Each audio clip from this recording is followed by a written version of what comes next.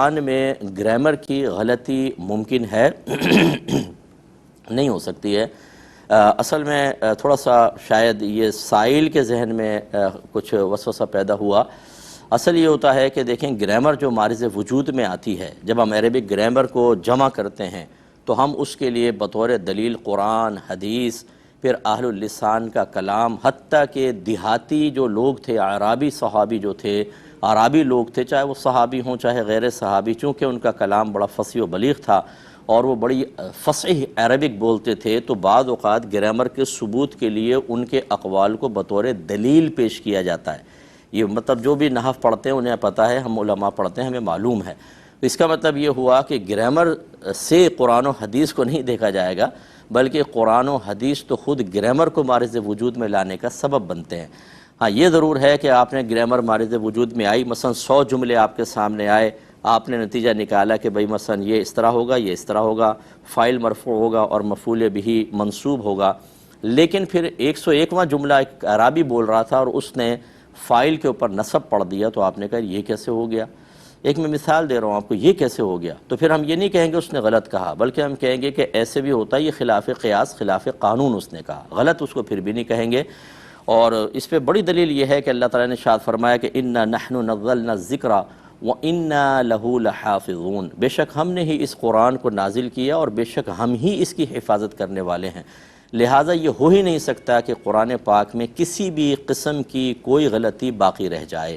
سب سے پہلے تو میرے آقا صلی اللہ علیہ وسلم جو علوم کا سمندر ہیں، کہ تمام علماء اس پر متفق ہیں، کسی مکتب فکر کا اس میں اختلاف نہیں کہ تمام مخلوق سے زیادہ علوم میرے آقا صلی اللہ علیہ وسلم کو عطا کیے گئے، ہر طرح کا علم آپ کے پاس تھا، اور پھر آپ کی صحبت میں رہنے والے صحابہ، اور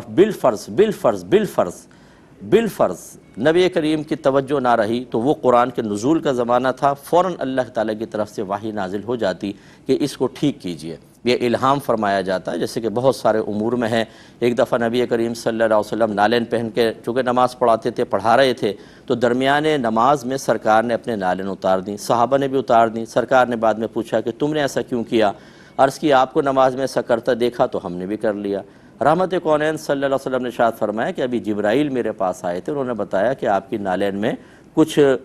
گندگی لگی ہوئی ہے، مثلا گوبر وغیرہ لگا ہوا ہے، تو آپ اس کو اتار دیں، تو میں نے اس لیے اتار دیا۔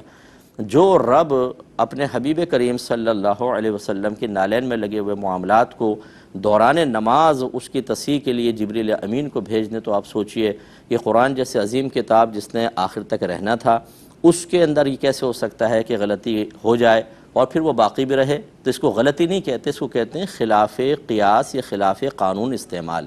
کہ